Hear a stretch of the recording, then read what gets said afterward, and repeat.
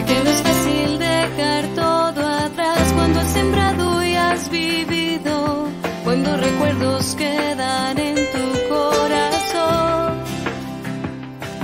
Aquellos días en mi soledad, cuando en tus ojos yo encontraba todas las fuerzas que me hacían continuar.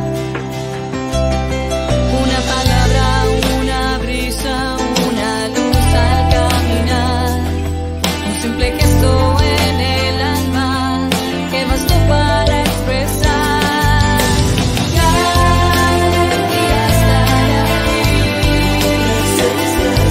Tu presencia haciendo así para nosotros.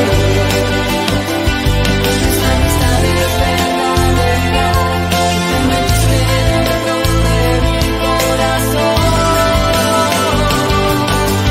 Que algún día estará aquí. Luego su amor llegando a existir. Tú me iluminas el camino, ese camino que te lleva. ¿Qué tal? ¡Qué gusto! Nuevamente nos vemos aquí reunidos. ¡Qué rápido pasó la semana! Diego, ¿cómo estás? Bienvenida a tu programa Misión Familia Presenta. Gracias a Emaús Radio, a Radio Encuentro, a Misión Familia, que nos permite replicar este espacio maravilloso. ¿Cómo estás?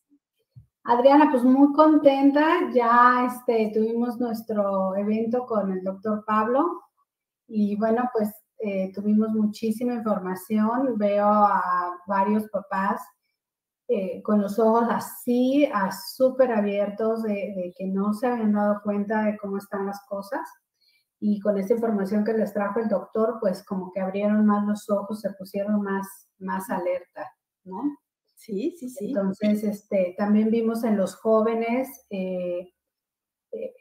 esa sorpresa y también esa como cuando te das cuenta que ya estás con muchas ideas, con un coco wash, ¿no? Por ahí, y entonces es como que ese choque muy fuerte entre, o sea, lo que a mí me han platicado es completamente otra realidad y pues sabemos que pues muchas de estas ideas que vienen, pues vienen llenas de mentiras, o sea, son ideologías completamente mentirosas.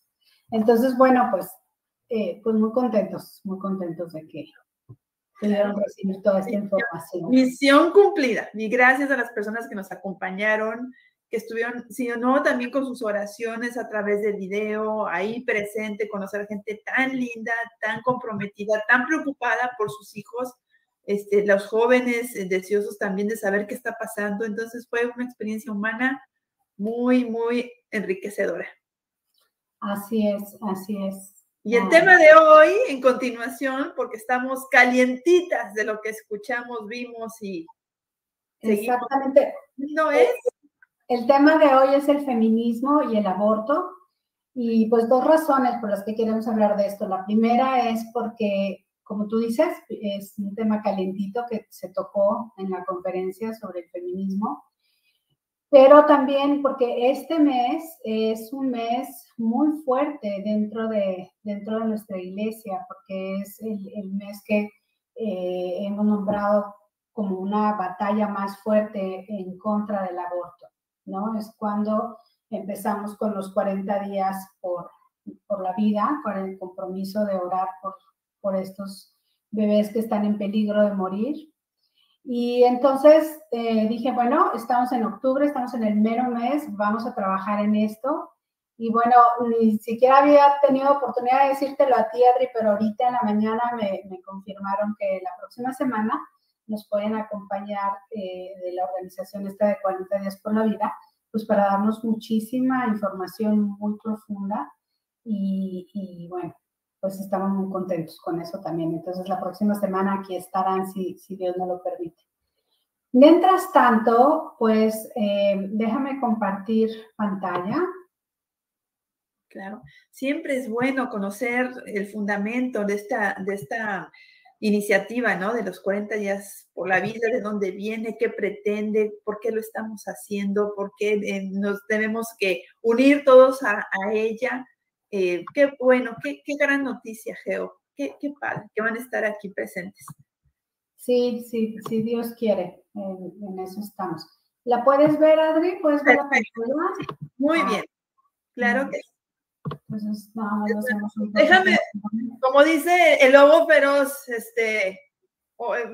vamos a ponernos los lentes para verte mejor.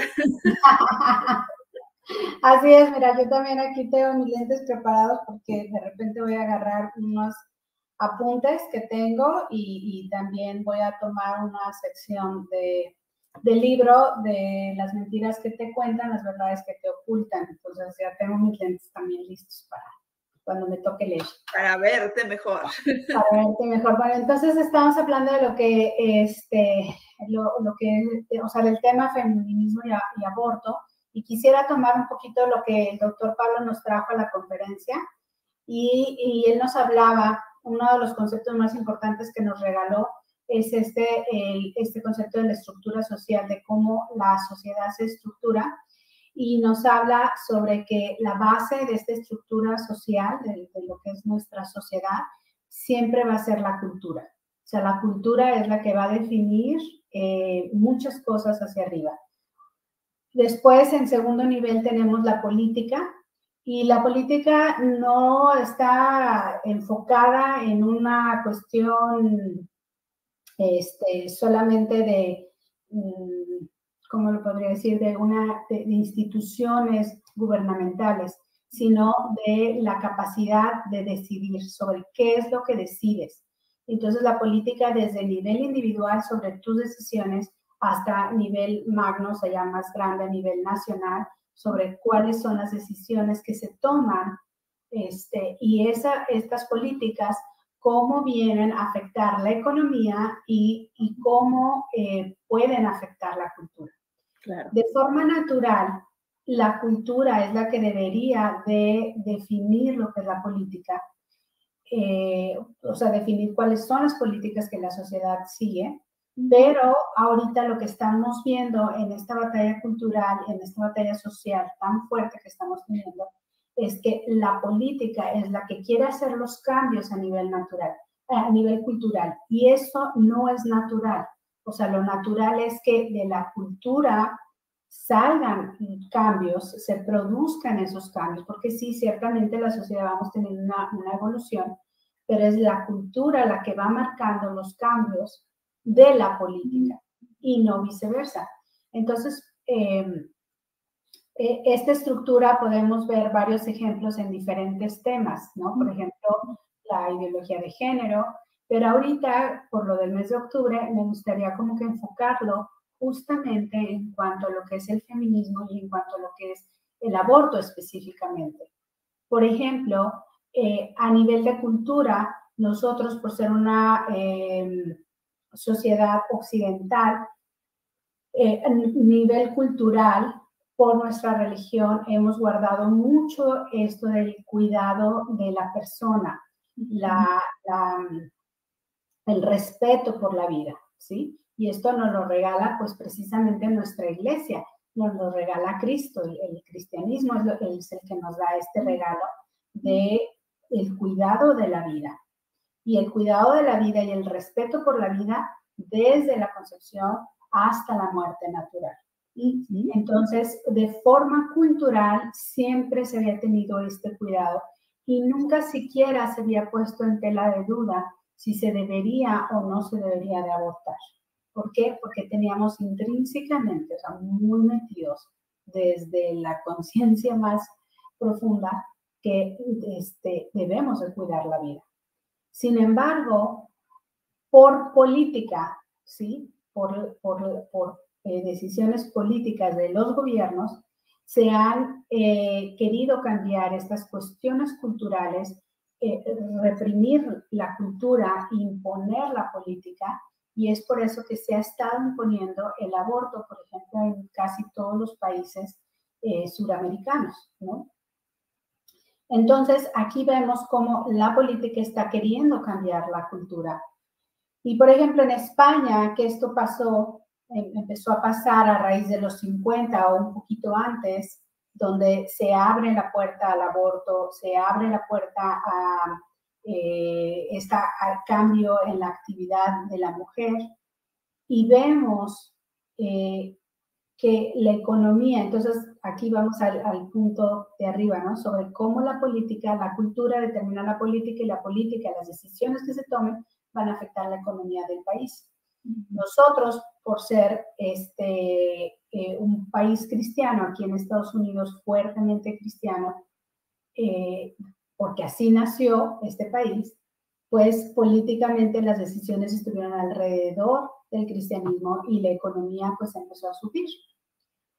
Vemos, por ejemplo, en lo que te decía, en España, vemos esta situación donde por la política se abre al aborto y hay un cambio cultural en la mente fuertemente de las personas, y este cambio cultural, este cambio político, pues afecta grandemente la economía, ¿no? Donde la economía de los españoles pues se va abajo. ¿Por qué? Porque ya no hay muchos ancianos y no hay gente joven que trabaje. Y, por ejemplo, esto también lo vemos en Canadá. En Canadá también se abrieron a esta cultura de la muerte, pero por cuestión de la política, y la economía de Canadá está altamente afectada. ¿Por qué? Por la falta de personas, por la falta de gente joven laborando y sosteniendo a la sociedad, sosteniendo a la vejez. Entonces aquí vemos cómo una cuestión cultural va a afectar la política, y la política va a afectar la economía, y también cómo la política ahora está suprimiendo la cultura y está afectando grandemente la economía en los diferentes países. Bueno, entonces esto lo quería traer porque me parece un concepto súper importante que el doctor Pablo nos dio. Pero entonces vámonos como que un poquito atrás, a ver cómo es que nace el feminismo, cómo es que nace esta idea del aborto. El feminismo nace en los 1700 y tanto, sin llamarse feminismo, sino eran movimientos de mujeres que definitivamente pues querían reivindicar los derechos de la mujer. Pero el aborto específicamente, la promoción del aborto, nace con esta mujer llamada Margaret Sanger. Sí. Margaret Sanger es una mujer de un nivel económico alto, y ella empieza a hacer este cambio cultural a través de unos panfletos que empieza a escribir cada mes, unos artículos que ella escribía, y ella empieza a hacer estos cambios culturales. El propósito de vida que ella misma decía era eliminar a los negros, eliminar a los niños con discapacidades y a los hijos de los pobres para erradicar la pobreza. Entonces ella pensaba que para terminar con la pobreza, pues habría que terminar con los pobres. Mira, vaya forma de terminar con la pobreza, ¿no? Es una idea muy triste. Entonces ella empieza a influir en la cultura a través de estos escritos que ella hace.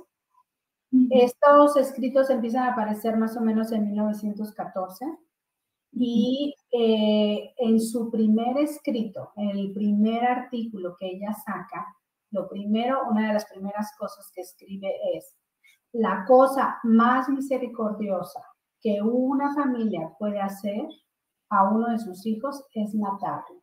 ¡Ay, María Puri! ¡Ay, Geo! ¡Cosa tan terrible! Cosa horrible. Y fue directo, fue conciso.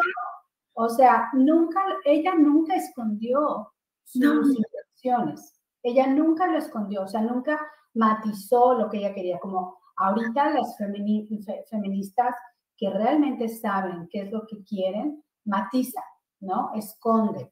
Entonces se van, y lo vamos a hablar ahorita más adelante, se van con el derecho de la mujer. No, ella no estaba hablando del derecho, o sea, sí estaba hablando del derecho de la mujer, pero con el objetivo primordial de matar al hijo de esa mujer.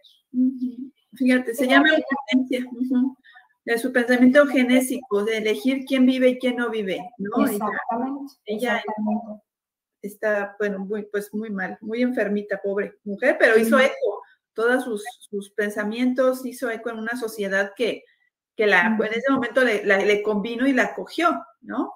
Desgraciadamente sí hubieron movimientos políticos muy fuertes que desgraciadamente la apoyaron. Y bueno, nosotros desde la espiritualidad pues sabemos que el chamuco la utilizó, el demonio la utilizó para sembrar todo esto que ahorita pues está afectando tanto a la mujer, tanto a la sociedad, ¿no? No solamente a la mujer, a la sociedad en general. Entonces, mira, por ejemplo, ella es la primera, ella es la que crea esta frase de mi cuerpo, mi decisión. Tú has escuchado mucho esto ahora, ¿no? Mi cuerpo, mi decisión, yo puedo hacer con mi cuerpo lo que yo quiero. Ella en su primer libro dice, la mujer nunca tendrá libertad si no tiene control absoluto de su cuerpo. Eso es lo que ella dice. Y ella es la que inventa este concepto, la que crea el concepto de control de natalidad. Bonitas palabras, un bonito forma de decir, matemos a los niños, ¿no? Concepto de control de natalidad. Entonces, ella funda la primera clínica en 1921, una clínica básica, a la que le llamó la Federación Americana para el Control de la Natalidad, lo que ahorita conocemos como Planned Parenthood. Ella fue la fundadora de Planned Parenthood, pero en ese tiempo se llamaba Federación Americana para el Control de la Natalidad. Perdón que te interrumpa, fíjate que me ha tocado ir a dar charlas a papás. Hay papás que no saben qué es Planned Parenthood, digo, no los juzgo, no los critico, no es una crítica. Realmente me llamó la atención que no saben qué es Planned Parenthood. No, la oyen en inglés la palabra, tal vez nos cerramos a esa palabra. No saben qué es. Si nos puedes platicar a grandes rasgos qué es Planned Parenthood, obviamente que lo funda esta señora, pero ahorita, ¿qué hace Planned Parenthood? Planned Parenthood, digo entre comillas, se dedica a esto del control de natalidad, dando servicios clínicos a mujeres y se supone que se concentran en lo que es la prevención del embarazo no deseado. Y digo, eso lo tienen en papel, como que ese es su objetivo final, ¿no?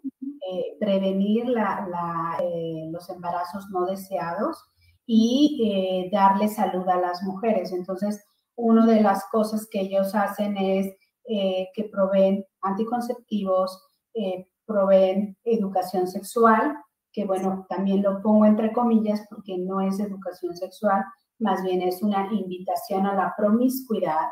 Una instrucción. Exactamente, porque al final su negocio principal es el aborto. Ellos son las principales clínicas de aborto que hay a nivel mundial.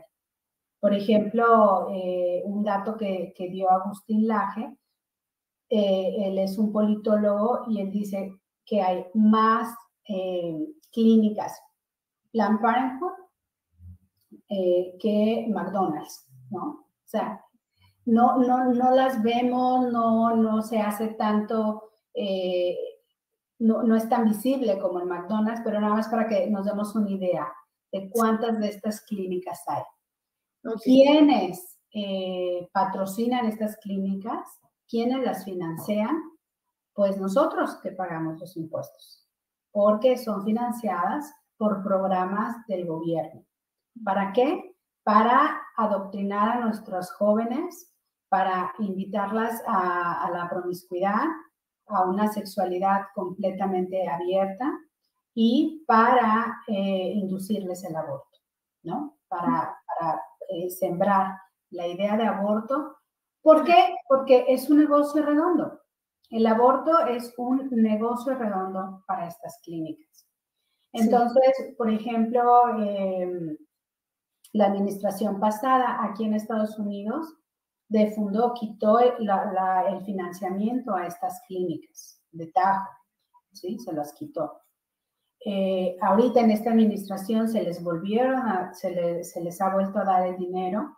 Aquí en Texas, con esto de la ley que se acaba de poner de que una vez que haya se detecte el corazón del feto en el vientre de la madre, ya no puede abortar.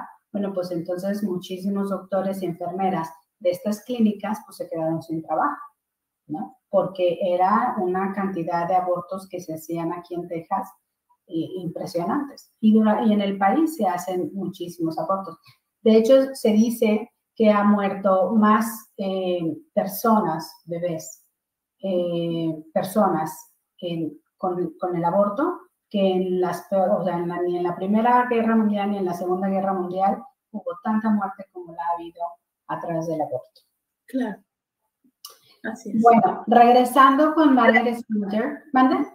No, gracias que lo aclaraste para hacer la conexión de lo que hace 100 años fundó esta mujer y cuál es el daño que se está haciendo ahorita, porque estas clínicas pues además cobran, no es gratuito. No es gratuito y quienes pagamos somos nosotros con nuestros impuestos, además. Y la mujer que va a abortar también paga entre $400 y $600. O sea, esto es un negocio redondo, no es gratuito, ¿eh? Pero pues obviamente... Bueno, y además ha habido denuncias, inclusive a nivel de Corte Suprema, de que Planned Parenthood vende los fetos. ¿Para qué? Pues para diferentes cosas. O sea, reciben dinero del gobierno, reciben dinero de las mujeres que usan sus servicios y aparte, el feto lo vende. El bebé lo vende. Ok, no, tremendo. Pero qué bueno que para que lo sepamos todos. Sí, realmente, mira, todo este tema es muy horrible.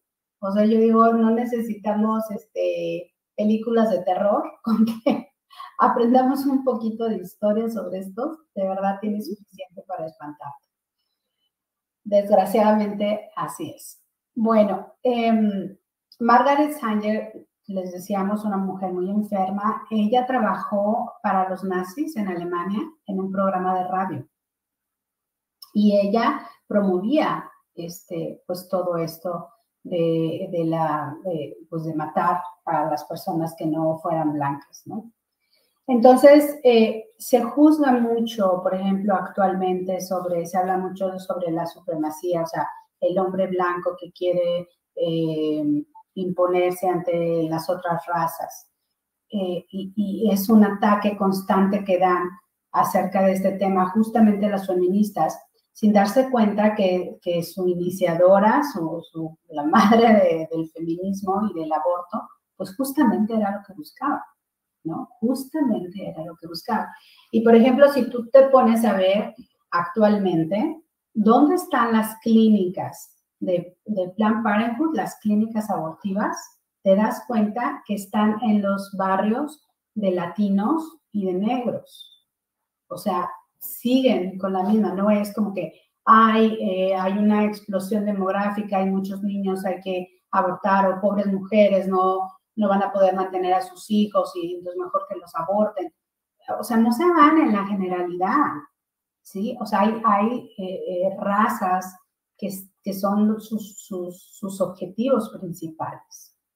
Entonces, tú te pones a ver y donde están esas clínicas, justamente es donde en las comunidades latinas y en las comunidades de los afroamericanos. No hay estas clínicas, en su mayor parte, en donde viven más los anglos. Entonces, es parte de lo mismo, ¿no? Bueno, si nos vamos a Google, ¿sí?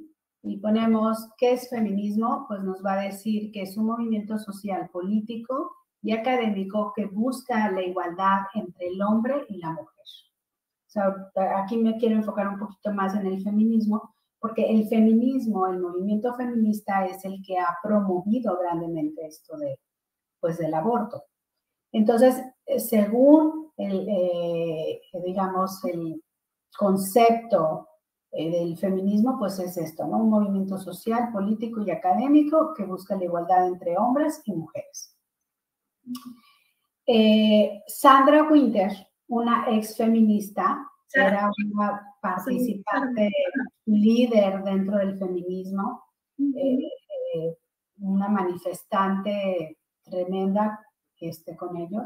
Bueno, ella tiene una conversión muy fuerte a raíz de un aborto que ella tuvo, donde se da cuenta que pues no tiene ningún apoyo de sus hermanas feministas, ¿no? No recibe ningún apoyo, la dejan sola, y ella estuvo a punto de morir. Y quien la ayuda a ella a salir adelante de ese episodio donde ella está a punto de morir porque se hace un aborto en casa, que ahorita por la pandemia lo han promovido muchísimo y muchas chicas han muerto. Ella estaba en esa situación y quien va y la ayuda es un chico, hombre, ¿no? Quiero enfatizar hombre porque las feministas pues están en contra completamente del hombre. Un hombre católico. Es el único que responde su llamada de auxilio. Ella le habla a sus amigas feministas, vengan a ayudarme, estoy muriendo, estoy en mi casa, me estoy desangrando, estoy muy mal. Y no, nadie la auxilia. No van por ella, le dicen que sí, pero nunca llegan. Y ella pues busca a esta persona y esta persona inmediatamente va por ella y la auxilia y le salva la vida. Entonces, a raíz de eso, ella tiene una conversión muy fuerte y pues Dios la ha utilizado mucho para sacar la verdad, ¿no? Porque ella estando dentro del feminismo, pues conoció y supo muchas cosas que ahora da a ella a conocer, da a la luz. Ella define el feminismo, te voy a decir cómo lo define. Ella dice que es un movimiento político y académico, igual que Hugo, pero ella dice derivado del marxismo, que busca la destrucción tanto de la mujer como del hombre. Quiere destruir, el feminismo busca destruir lo femenino y lo masculino. ¿Con qué objetivo? Pues con el único objetivo de dominar la población. Ahora, Geo, esta viene siendo la tercera ola del feminismo, la de que nos está hablando Sarah Winter. La segunda viene efectivamente, la que deriva del marxismo, pero en un principio hace... Allá vamos. Es otra cosa, sí. Otra cosa, exactamente. Bueno, antes de llegar a esa primera ola, que vamos a hablar de la primera ola del feminismo, que es muy buena y que te voy a decir, o sea, es un feminismo, pero ni siquiera se llamaban ellas mismas feministas. Claro. Vamos a hablar, según el feminismo, 3 regalos que nos dieron, ¿no? Y ellas así como que se ponen muy orgullosas de que, pues gracias al feminismo, las mujeres tenemos estos 3 regalos. Y vamos a ver que son falacias, que es mentira, no nace a raíz del feminismo estos 3 regalos. Entonces ellas dicen que el feminismo nos regaló la posibilidad a la mujer de trabajar. Nos dio la posibilidad de estudiar y nos dio el sufragio, es decir, la posibilidad de poder votar, y de poder decidir sobre la política de nuestro país, de los diferentes países. Bueno, vamos a ver cómo esto es completamente una mentira. Y aquí es donde voy a usar mis lentes porque voy a ver mis apuntes. Entonces, por ejemplo, vemos que las mujeres trabajaban desde mucho tiempo antes y las mujeres se dedicaban a lo que era la hotelería, la costura, ¿no? Ella siempre fue las mujeres las que hacían vestidos y demás, y tapicería, la tapicería también, y se dedicaban también a lo que era la artesanía. Entonces, estos fueron los primeros trabajos que las mujeres tuvieron en aquel entonces. Estamos hablando en los 1700, ¿sí? Y eso es en cuanto al trabajo, o sea, la mujer ya históricamente veíamos que la mujer desde antes trabajaba y además siempre fue un apoyo enorme en el trabajo del hombre. O sea, por ejemplo, desde antaño, mientras el hombre se iba a casar, la mujer recolectaba, ¿no? O sea, no es que la mujer no trabajaba, la mujer siempre ha trabajado. Y trabajamos mucho. La casa, perdón, los hijos, es un trabajo que no Claro, y hasta la fecha, ¿no? Y se ha hecho la suma de cuánto la mujer evita que se tenga el gasto y es mucho más alto que el sueldo de un sueldo regular de cualquier persona.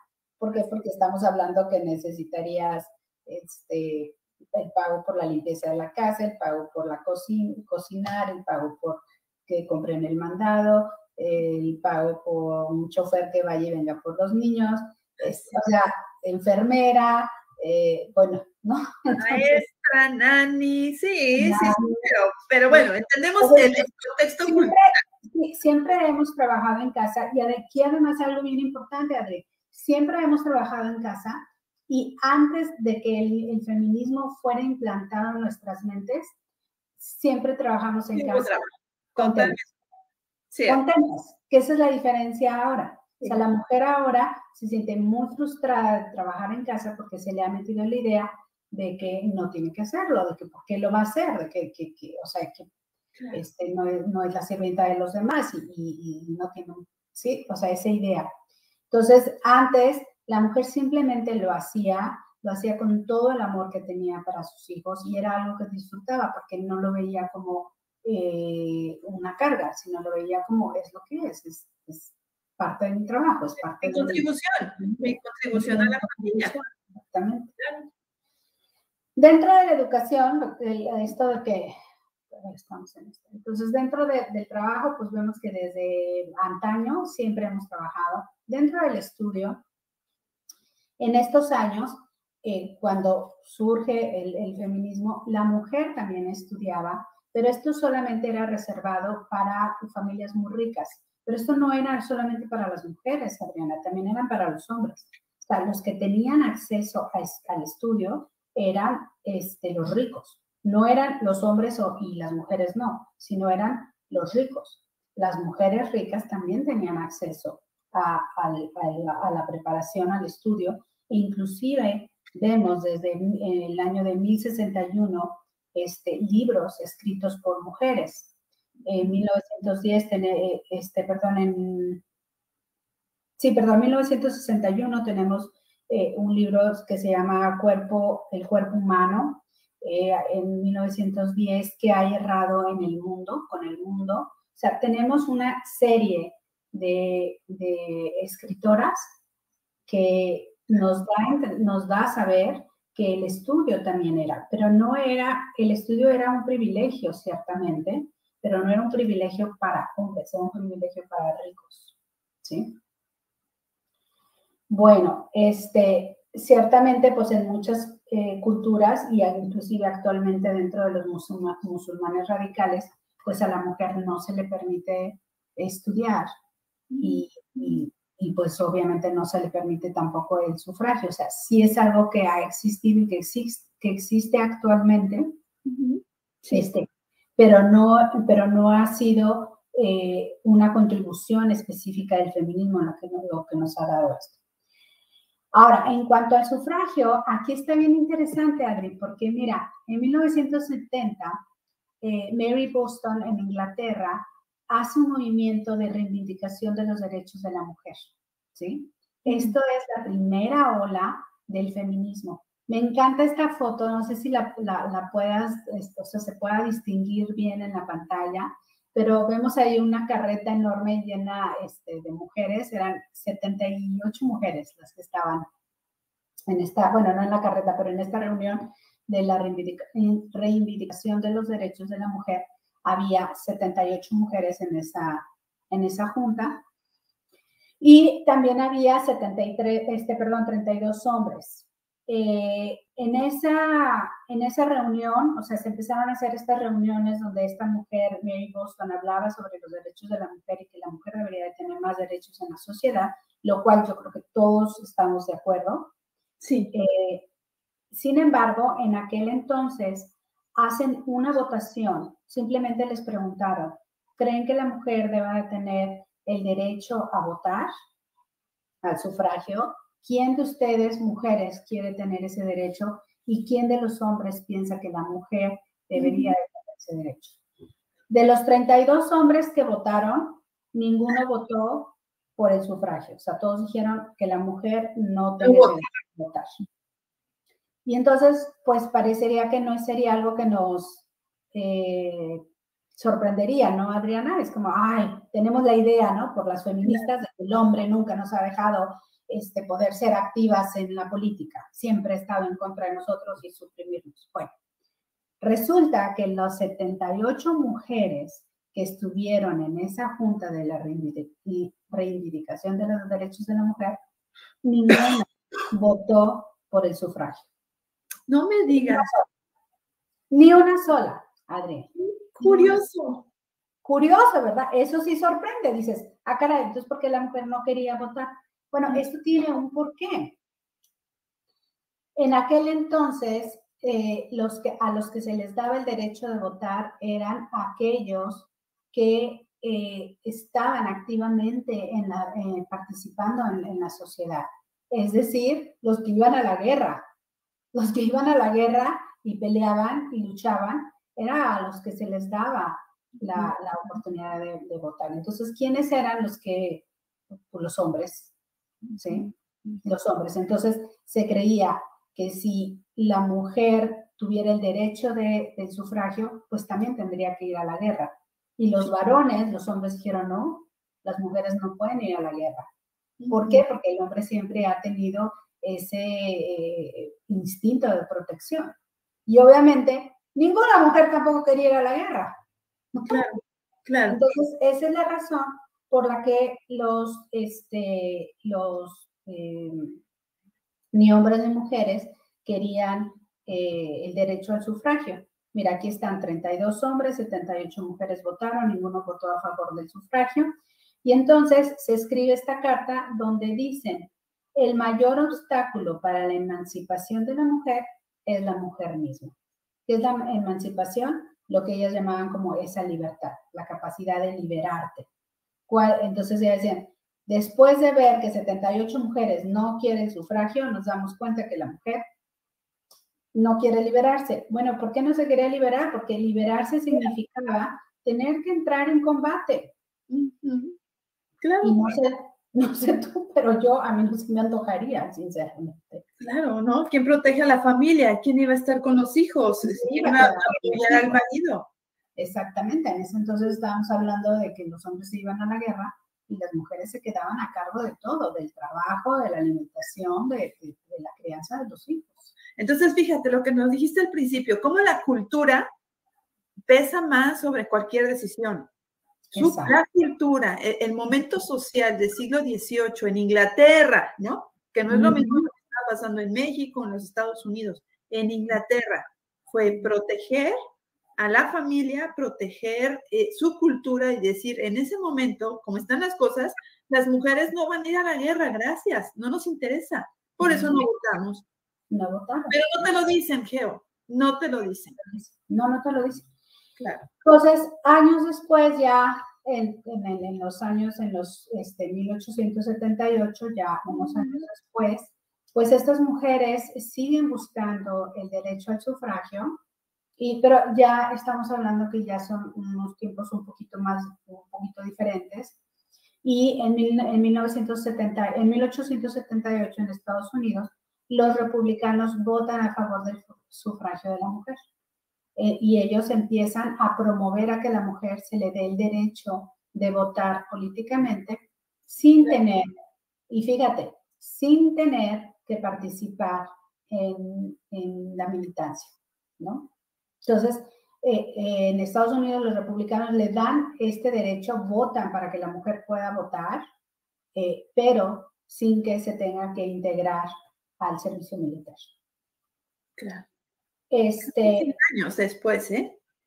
Y esta votación que hacen que los republicanos apoyan, se da porque en 1873, más o menos 5 años antes, aparece un movimiento muy fuerte. En ese entonces era el movimiento más fuerte que había, que se llamaba Unión de las Mujeres Cristianas por la Templanza.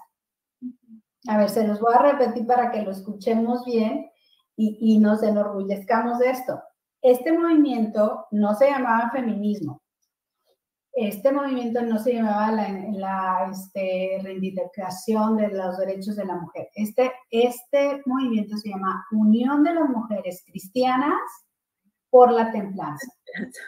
El objetivo, qué lindo nombre, ¿no? Sí. El objetivo que ellas tienen es sacar a sus hombres del alcoholismo y del opio. ¿Por qué? Porque estamos hablando que estaban regresando de la guerra y con el postrauma de la guerra, los hombres se tiraban en el vicio. Claro. Y pasaban muchísimo tiempo alcoholizados, muchísimo tiempo drogados, porque su mente no les permitía, claro. El trauma no les permitía tener otro estilo de vida. Entonces, las mujeres cristianas empiezan este movimiento para sacar a sus maridos de esta situación, y hay un movimiento muy fuerte, es un movimiento muy generalizado, porque aquí sí le ven el sentido de luchar por este objetivo, ¿no? ¿Por qué? Porque no era una o dos o tres familias las afectadas, sino era generalizado. Okay. Entonces, este movimiento se hace muy fuerte y de ahí entran las feministas, se agarran de este grupo, que las que querían esa reivindicación de los derechos de las mujeres nunca tuvieron éxito. Nunca tuvieron éxito. O sea, la mujer no estaba interesada. Correcto. Pero cuando ven este movimiento enorme, ven esa oportunidad, porque estaban las mujeres congregadas y se estaban moviendo y se estaban apoyando. ¿Cuáles eran esas mujeres? Cristianas. ¿Y por qué estaban luchando? Por sus hombres, por sus familias, por conservar la familia. No estaban luchando por tener un lugar en la política, por tener un puesto, no estaban luchando por tener un reconocimiento, no estaban luchando por su libertad de su cuerpo, estaban luchando por sus familias. Querían sacar a sus hombres del vicio. Okay. Entonces, las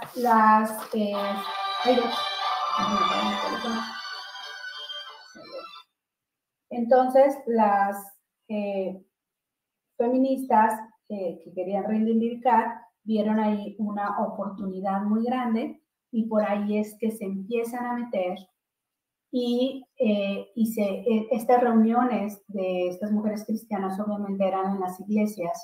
Se meten a las iglesias no por el interés de tener un encuentro con Cristo, una relación con Cristo, sino porque ven esa masa de gente trabajando, mujeres, y dicen, de aquí me agarran. Okay. Y entonces se empiezan a meter a través de la política hasta que en 1878 logran que se vote sobre el sufragio, se les haga caso de que la mujer pueda votar.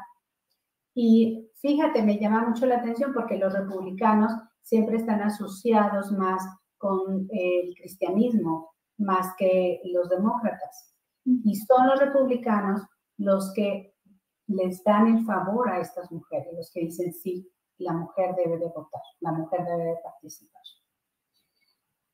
Interesante, ¿no?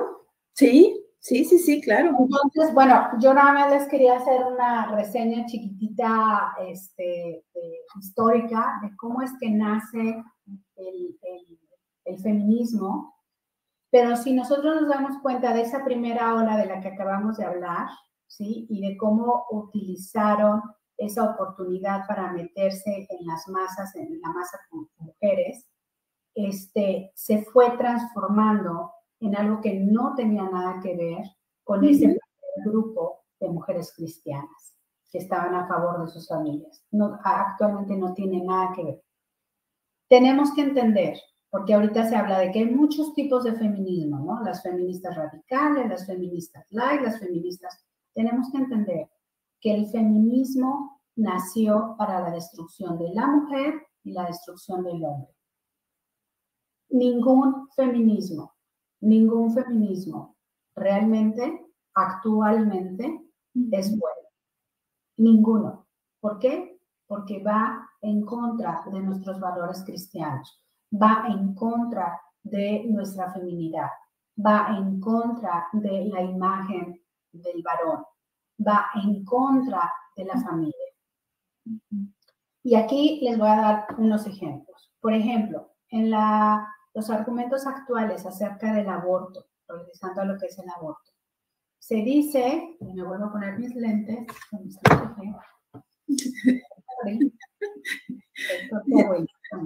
si no te los voy leyendo. Aquí está. Gracias. No, eso sí los veo, no exageren, no exageren. No, sí lo veo. Es aquí en este libro, mira. Okay. El primer argumento que se da acerca de por qué debe de existir el aborto, por qué se debe de tener el aborto legal, es por la salud de la mujer, ¿sí? Eso es por lo que se lucha actualmente. Y vemos cómo en nuestros diferentes países latinoamericanos del sur de América es su primer enganche, su primer gancho para enganchar a la gente es por la salud de la mujer. Pero mira, vamos viendo aquí en el libro del doctor Pablo, dice que las razones más frecuentemente citadas fueron, o sea, ¿cuáles son las razones por qué la mujer quiere abortar? Sí. Es porque el hijo interfería con su educación, con el trabajo, con su capacidad de ser una persona independiente de la mamá. Esto fue un voto del 74%, o sea, el 74% de las mujeres que quieren abortar es porque dicen que su hijo que tienen en el vientre les va a interrumpir su educación, su trabajo o su capacidad de independencia, ¿no? El 73% nos habla que no pueden mantener al bebé por ese momento, o no querían ser madres solteras, o tenían problemas en su relación. Perdón, el 48%, disculpa. Luego, casi el 40% de las mujeres dijeron que habían decidido no tener más hijos, y cerca del 30% afirmó que no estaban listas todavía para tener un bebé. Menos del 1% afirmó que la razón más importante para abortar fue el deseo de sus padres o la pareja. Las mujeres, las mujeres más jóvenes a menudo informaron que no estaban preparadas para la transición a la maternidad, mientras que las mujeres mayores citaban regularmente su responsabilidad tanto en el trabajo como en la casa. Es decir, ninguna mujer dijo que su interés principal para abortar es para preservar su salud como mujer. Okay. ¿Por qué? Porque el embarazo realmente no va en contra de tu salud. O sea, muchas veces el embarazo, especialmente ya en edades avanzadas, no es cómodo, yo lo entiendo, ¿no? En los primeros meses es las náuseas, bla, bla, bla, y en los últimos meses, pues ya sí, pero no es una enfermedad, por Dios, no estás... No es que te ponen en peligro tu estado de salud. Ahora, sí, hay momentos, hay ciertos embarazos, pero son muy esporádicos, donde sí se pone en riesgo o la vida del muerto, o la vida de la mamá, o la vida del bebé. Sí, por ley, siempre los doctores deben de ir a favor de la vida de la mamá, a menos que la mamá decida que no, salva a mi hijo, no me salves a mí, salva a mi hijo, ¿sí? Pero, digamos, por ley o por default, si la mujer no puede decidir y no hay quien decida por ella, no está el esposo, no están los padres, no hay quien decida por ella, el doctor tiene que ir a favor de la vida de la mujer. Pero te estoy hablando, Adri, que estos son casos sumamente extremos y muy poquitos. Bueno, otro de los argumentos actuales de por qué se debe de tener el aborto legal es por aprobar el derecho dicen que aprobar el derecho a abortar no obliga a nadie, ¿sí? Entonces, por ejemplo, dicen, es que ¿por qué estás en contra del aborto? ¿Por qué haces tanta manifestación y demás. Si tú no quieres abortar, pues no abortas. Así como a ti a nadie se te está obligando a abortar si no quieres abortar, pues tú no le obligues a nadie a tener un hijo si no quiere tenerlo. Bueno, esa es una mentira, es una falacia. ¿Por qué? Porque cuando el aborto se hace derecho dentro del país, entonces se le obligan a los médicos a hacer abortos. Cuando hay médicos cristianos con valores o con moral, aunque no sean cristianos, pero tienen moral, tienen conciencia, que no quieren hacer esos procedimientos. Y cuando el aborto está implantado en la familia, en la sociedad, en el país, a los doctores se les obliga que tienen que hacer el procedimiento. Otra mentira. Otra mentira. ¿Vale? Otra mentira. Es una mentira contra otra, claro. Exactamente. El aceptar el aborto, pues también obliga al feto a morir, obliga al bebé a morir. Entonces, eso de que no obliga a nadie, no sí obliga. Obliga a los padres, que yo he tenido casos y he sabido de personas, tanto de amistades como gente con las que he trabajado, de hombres que no han querido que sus novias o mujeres aborten, y con esto, pues, ellos están obligados a no poder ser padres ni a no poder defender a sus hijos. Es que ya son padres, Geo, desde el momento que concibieron. Claro. Son mamá. Entonces, se les obliga a ser padres de un hijo muerto. Eso es lo que hay que decir con todas sus letras. En el momento que tú abortas, eres papá o mamá de un hijo muerto, pero es tu hijo, ya es tu hijo. Entonces, con estas frases tan facilitadoras, ¿no? O tan adormecedoras de tu conciencia, de tu cerebro, para que entiendas que ya eres padre o madre de un hijo vivo o un hijo muerto, nos quieren engañar. Correcto, así es. Me duele mucho y me da mucho coraje, Geo. Esto me hierve, me molesta, me duele, pero que ojalá despertemos, realmente toquemos conciencias y decir la verdad, como debe ser. Ok, adelante, perdón, me voy a callar. Voy a mantener silencio. Gracias por tus aportaciones. Los argumentos actuales del aborto es: el feto es una bolsa de células, ¿no? Es lo que se le dice a nuestras jóvenes, se le dice a nuestras adolescentes que están embarazadas, que están con miedo, y dicen, no te preocupes, no es un bebé, es una bolsa de células.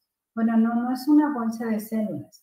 Efectivamente, ya es una persona, es un ser que está diseñado, sus células están diseñadas para convertirse en una persona. O sea, es una persona para desarrollarse como persona. Nada más para convertirse, para desarrollarse. Sí, ya es. Exactamente. Entonces, no es una bolsa de células, no es como un tumor, ¿sí? Que te lo quitan y ese tumor, simplemente, si lo dejas en tu cuerpo, pues nada más va a crecer, pero no se va a convertir en persona. Claro. ¿Cierto? El feto ciertamente sí es un proceso evolutivo, un proceso donde está desarrollándose la persona. Otra falacia, otra vez regresamos a lo de mi cuerpo, mi decisión. Recuerden que esto fue una frase o el sentido que se le dio a esto que dijo esta Margaret. Mi cuerpo, mi decisión, y sabemos que pues no es tu cuerpo el que estás abortando, ¿no? Y por lo tanto no puede ser tu decisión. Estás abortando a otro ser. ¿Por qué? Porque tiene un corazón extra tuyo, tiene piernas, tiene brazos, es un ser, es otro ser, no es parte de tu cuerpo, es otro ser. Está en tu cuerpo, sí, pero es otro ser. Entonces no es mi cuerpo. No es mi cuerpo, es el cuerpo de otro ser. Y bueno, nada más lo voy a mencionar, pero no voy a hablar de él. Es lo que otro de los argumentos de por qué se debería de abortar es porque hay una explotación demográfica, ¿no? Y entonces no van a acabar los recursos y demás. No quise poner el video porque está muy impresionante, pero sí lo quiero mencionar.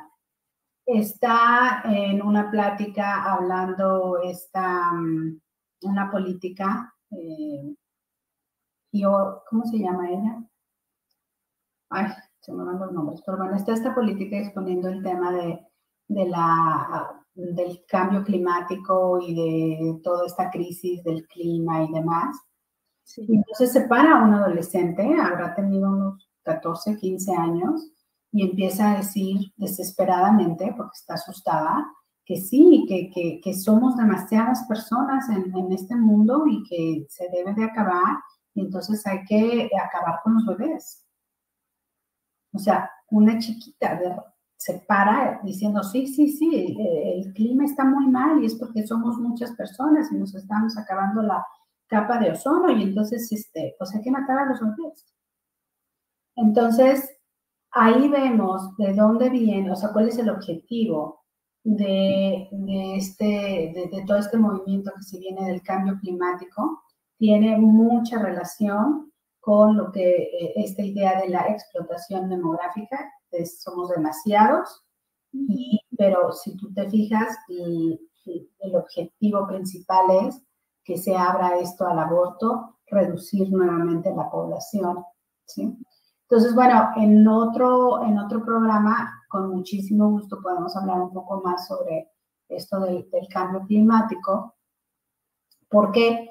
Porque es otra de las batallas culturales que estamos teniendo. O sea, va a ser bien, ya está aquí, ya está muy presente, pero viene de una forma muy fuerte, así como llegó de repente este movimiento del LGBT, y llegó de repente este movimiento del todo esto del aborto y demás, y se empiezan a agarrar mucha fuerza, pues es lo mismo que va a pasar ahorita con esto del cambio climático.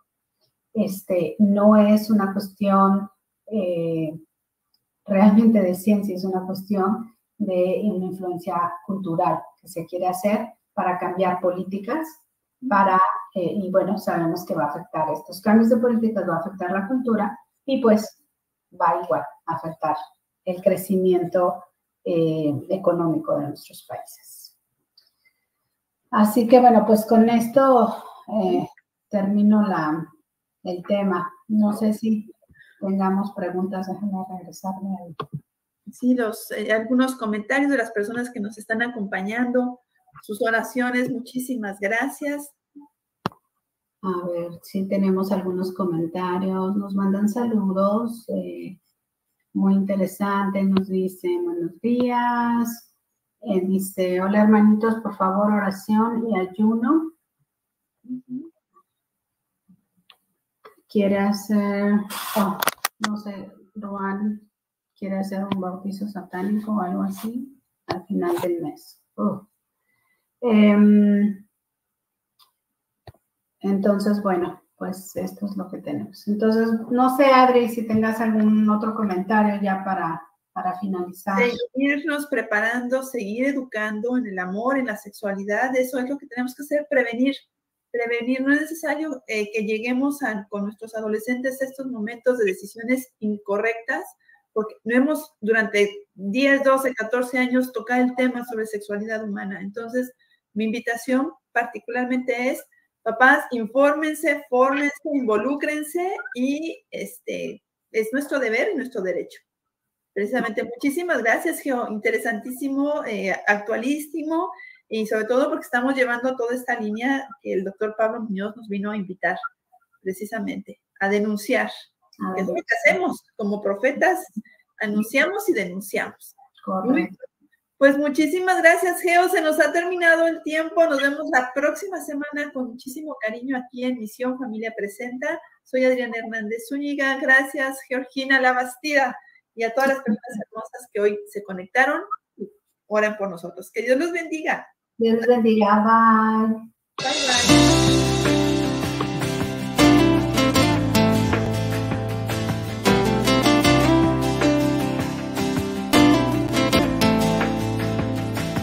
Sé que no es fácil dejar todo atrás cuando has sembrado y has vivido, cuando recuerdos quedan en tu corazón. Aquellos días en mi soledad, cuando en tus ojos yo encontraba todas las fuerzas que me hacían blanco